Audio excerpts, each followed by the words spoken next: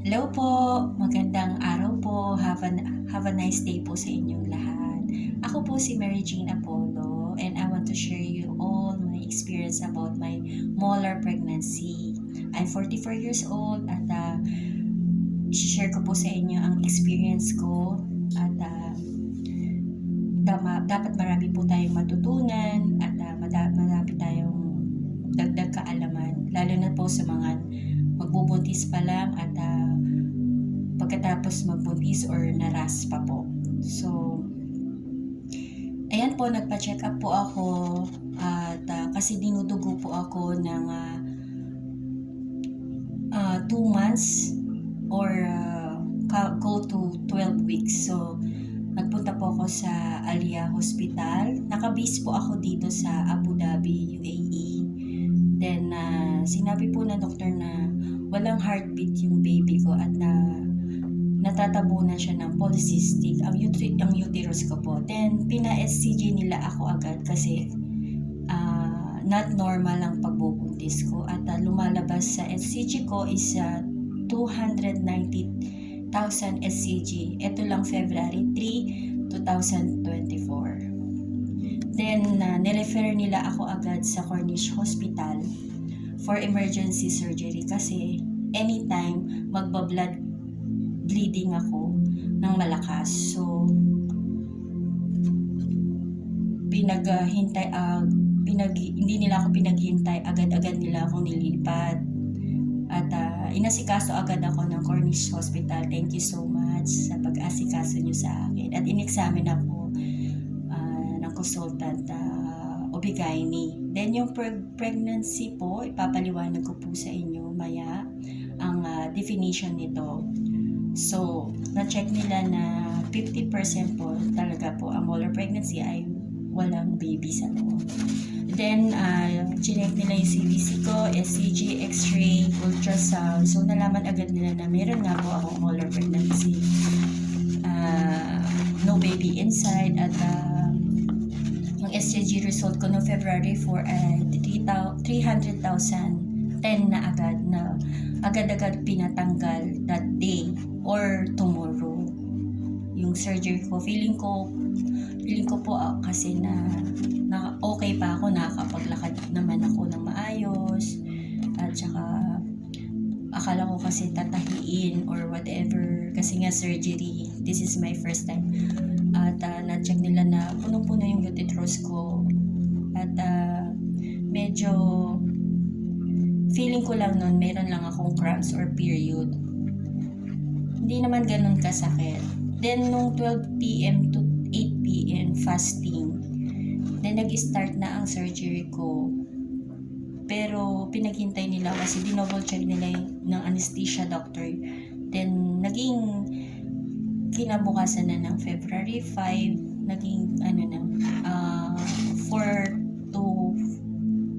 to 4 p.m. yung schedule ng surgery ko. So wala akong kain mula kahapon hanggang kinabukasan. So yun na, pagpasok ko po dun sa surgery room, kinuha na nila ako ng BP, nilagyan nila ang oxygen, nilagyan yung ECG at saka nilagyan na ako ng anesthesia. So by the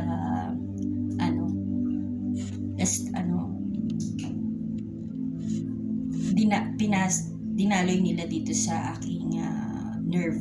Then kasi kailangan dapat hindi busog yung isi-surgery ng molar pregnancy kasi bawal yun. So kung busog ka, kumain ka, maghintay ka na naman ng 6 hours. So mataramdaman mo na yung pain, depende yun sa katawan natin. So yung iba kasi naabutan na dinugo na, lulabasan na sila ng maraming dugo, kaya yung sobrang sakit talaga. So ako, hindi ko naman naramdaman dahil may anesthesia na ako agad-agad. Then after 1 hour na pagkagising ko na tapos na. So nakita ko pa yung molar pregnancy ko na yung mga polycystic ko. Ayun, at sabi ko, thank God kasi akala ko hindi na ako magigising. This is my second life. Kaya lalo kong ingatan ng sarili ko. Yan, so kailangan talaga natin mag-ingat mga babae, mga nanay, yan, mga kapatid, yan. At ang saya-saya ko kasi makikita ko na yung family ko. Pero gutom na ako, gusto ko na kumain. Hinatid nila ako sa room ko, nakabed naman ako. So, napakaganda po ng protocol po sa Cornish Hospital, Abu Dhabi. Para kung VIP, pero government po sila. So, siyempre naisip ko din yung mga gastos, surgery, tas wala pa akong work. So, di ko alam kung paano sino magsusupport na government na magbibigay ng tulong sa akin. And okay naman po yung vital ko. And after ng surgery, nagpapasalamat po ako kay God sa mga doktor, mga OB-GYN doktor. Yan, na tumulong at sama-sama sila ng force, no? So, hindi muna nila ako actually siningil, agad-agad nila akong sinurgery. No doubt sila na tumulong sa mga katulad natin. So, nagpapasalamat po ako. I'm so blessed po. Then, expected ko, yun na, akala ko di ako makakalakad. And, okay naman, para lang akong nirela, pero niraspa po ako. So, kailangan po tanggalin talaga yung hormonal pregnancy kasi magre-risk po siya ng cancer kung mataas pa rin po yung SCG ko. Bukas po, check up ko po. So, hope po na maging maayos yung SCG ko kasi from 310,000, 15,000 na lang po yung SCG ko from 5 days na minonitor ako. So, hopefully bukas po maging okay po. Yan. Then, yung pagbalik ko po sa bed ko, kumain po ako ng konti, tas natulog po ako ulit kasi parang nanghihina pa ako dun sa anesthesia. So, tulog lang, tapos kain ako ulit. Pagising ko, tapos dumating na yung mag-ama ko. Then, ang saya-saya ko kasi nagkukagad yung baby ko kasi yun, akala ko hindi na akong magigising, baka maiwan ko sila, wala sa plano ko. And ang saya-saya ko, so sabi ko, mag-work na ako agad kasi ang dami namin bayarin. And then, okay naman po. At saka ang saya-saya nung mag-ama ko, yung family ko, yung nanay ko. And then, yung buso ko, nagya ko, at lalo pa akong magpapalakas para sa kanila. So, sa diagnose ko po sa hemoglobin, mababa po yung hemoglobin ko, mga 8.4. Yun nga, yung mga nakuha dun sa surgery ko po kasi yung aking cyst, no? So, binigyan lang po ako ng folic at saka iron and vitamin C. So, tingin ko nga free po yun eh. So, kailangan kasi connect yung mas malakas po mag-boost kapag po mayroong vitamin C. Para bawal din po yung coffee and tea kung mag-iron ka. Pero, magko-constipate ka. Doon lang po ako nahihirapan dahil almost baka 3 weeks na po akong constipated. Nahihirapan akong dumumi. So, more po ako sa mga vegetable, yan, spinach, and once a week shellfish. It's help also liver, di ba ganun naman kapag may mga ampalaya. And lots of protein, mga red meat po, kailangan po yan sa mga anemic. And depende po din yan sa body natin. So, kailangan talaga natin magpa-check up sa doctor. Then, after 1 week po, nagtanong po ako sa doktor about kung pwede na ako mag-work agad. So, sabi niya sa body mo naman yan kung kaya mo.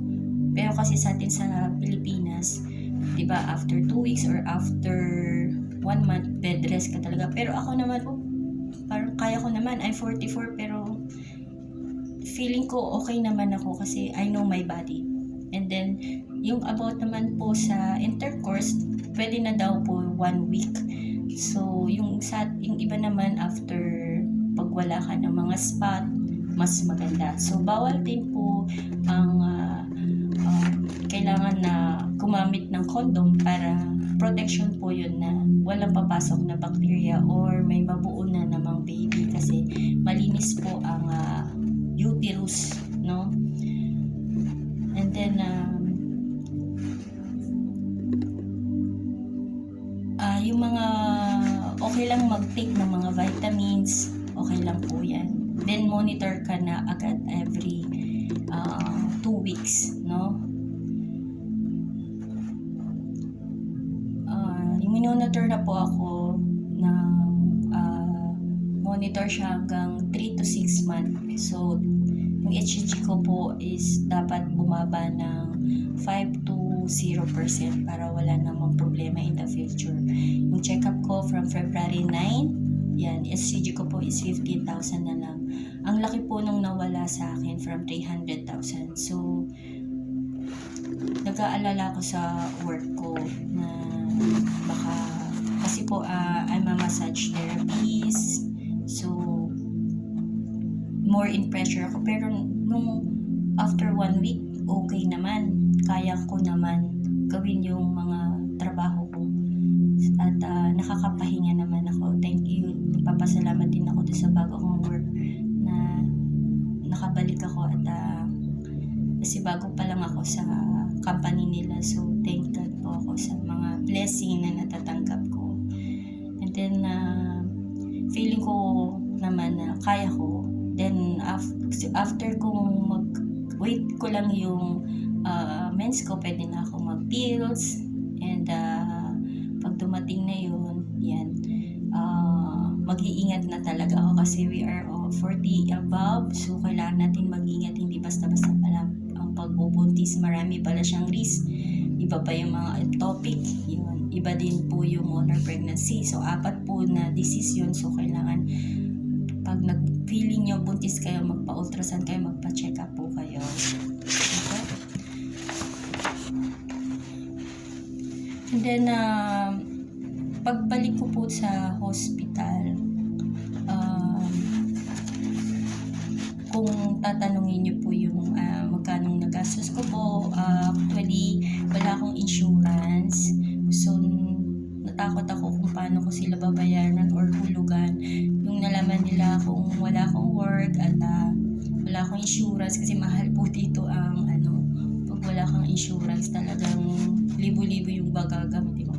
Nagulat po ako, sabi nila you're free, pwede ka nang umuwi, kaya nagpasalamat po ako at na-free po yung surgery ko ng molar pregnancy. Nagpapasalamat po ako sa Cornish Hospital and sa government ng UAE sa maraming tulong nila. And marami po ditong tingin ko na may mga cancer na free sila sa check-up. Depende po yun sa case ko, no? Lalo na po yung mga menopause din po, kailangan nyo po pa-check, lalo po pang mga may spot po kayo, kailangan po yan na pinomonitor po para hindi po siya risk of cancers ko. Mag-iingat po tayo. So also dun sa mga teenager 21 above, kailangan na po magpa-pap smear para po malaman, screen po ito ng surgery, cervical cancer, I mean. And yan din po, magpa-mammogram and yan. So ipapaliwanag ko po sa inyo kung yung mga check-up bill ko po at magkano nagastos ko. So yung surgery ko po, libre po yun. So yung check-up ko po 280 dirham ang check-up po sa Cornish. And yung mga laboratory or test, additional po yun. So nagbayad po ako ng 2,000 dirham para monitor po ako kada punta ko po or check-up in 6 months. Pero pwede ko naman po yun i-refund kung may matira pa. So nagpapasalamat po ako. And papaliwanag ko po sa inyo ang meaning ng molar pregnancy. It's a characteristic of histologically by abnormalities of the chorionic villi, consisting of a varying degree of the trophoblastic proliferation and edema of villus stroma. Example po yung pagbuo ng placenta, mga cell na nakapalibot sa it's called the trophoblast, at saka mga cell na nakakabit sa placenta, it's called chorionic villi. Sa pagbuo ni baby na dumadaloy sa umbilical cord. So, question po, ano po ang sanhi na pagkakaroon ng kiyawa o molar pregnancy? It's abnormal hormones po. May dalawang uri po. May dalawang uri po ng molar pregnancy. Sinabi po nagkaroon ng complete molar pregnancy yung walang kasamang fetus o bata kapag ang egg cell na walang genes o chromosome ay na-fertilize ng sperm. Example, si mommy at si daddy, yan equals baby. At ang pangalawa po is partial molar pregnancy.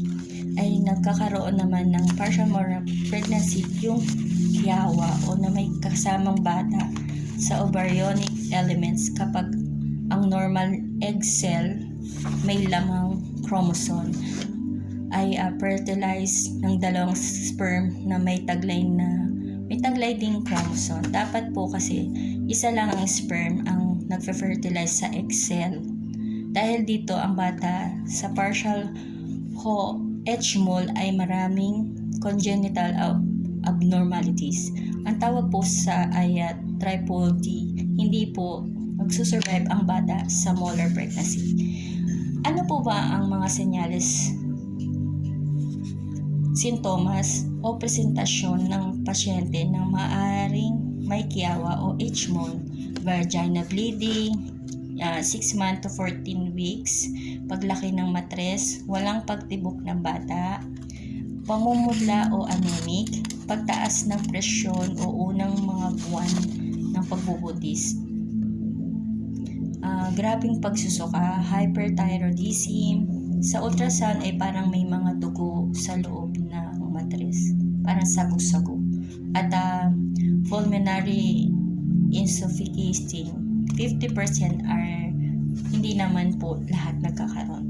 At saka testicular cyst is hindi naman po siya cancer. Mataas ang beta HCG sa normal na pagbubuntis. Ang fake o pinakamataas na level ng HCG sa normal na pagbubuntis ay nasa ika-8 hanggang 10 linggo ng pagbubuntis.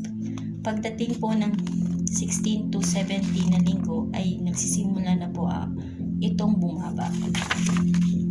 Ano po ba ang sinasabi natin na mataas ang significant yung kanyang pagtaas ng level ng HCG? Sinasabi kapag ang value daw ng higit sa 350,000 ml kapag 100 na araw nang hindi dinaratnan o may 12 weeks significant o mataas daw sa normal, maari ang kiyawa or H-mole. Katulad po ng nasabi natin, ang beta HCG po ay ang dahilan kung bakit nagiging positive ang PD. May mga nagkakataon na kapag ang kiyawa ay sobrang taas ng level ng HCG ay hindi po ito nagde-detect sa PD, kaya nagiging negative pregnant test. Ang ibig sabihin ay ang buntis pero negative sa PD. Tinatawag din po itong prozone or hook effect. Kailan po, paano po malalaman na may kiyawa? Sa simula ay walang sintomas. Ang H-mole karaniwang nalalaman na merong during routine ultrasound at 8 to 12 weeks. Maaari ring pina-ultrasound dahil dinudugo. Ano ang mangyayari kapag hindi ginamot ang kiyawa? Maaari po itong mauwi sa cancer o risk of malignancy. Risk of malignancy, yung dalawa pong complete mole 5 to 25% at saka partial mole na 0.5 to 4%. Ang monitoring ng beta-HCG sa dugo ay matapos matanggal ng kiyawa, dapat po itong ay pababa ang level. Kung pataas ang level, hindi bumababa matapos manganak or mauwi sa cancer ang kiyawa.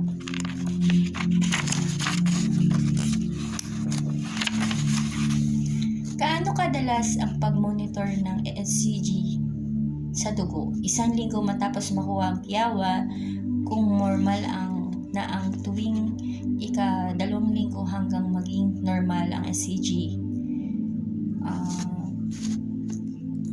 Greater than 5 mlu/L. Kung after 2 weeks may normal pa rin po ang level ng monitoring na po ay every month for 6 months. Pagkaraan po ng 6 months na normal HCG, pwede na pong magbuntis ng normal. Ang HCG, pwede na pong magbuntis muli. Tama po. Hindi po pinapayo na magbuntis agad matapos magkaroon ng kiyawa. Ito po ay dahilan kailangan pong i-monitor ang bata, ang beta-HCG matapos matanggalan ng kiyawa.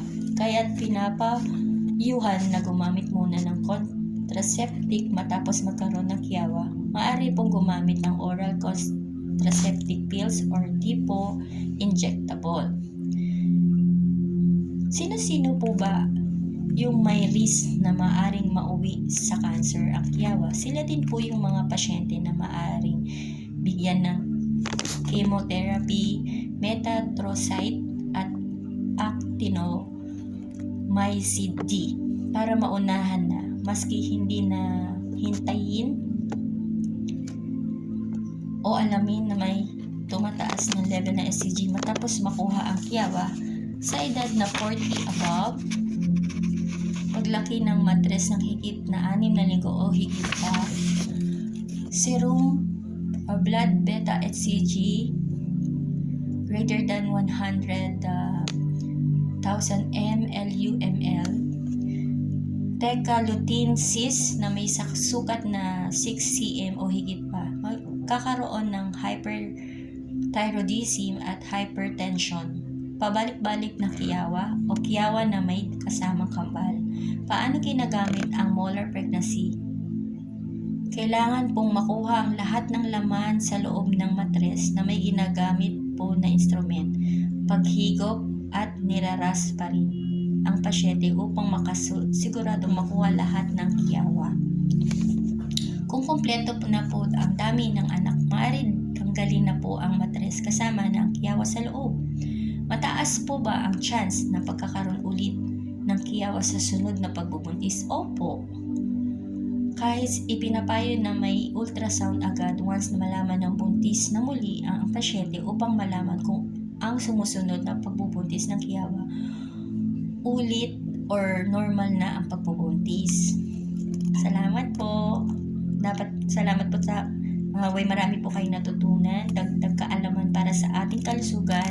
Good day and God bless. Please share and like and subscribe my channel. Salamat po, and I want all healthy, wealthy, and free from suffering. Salamat po.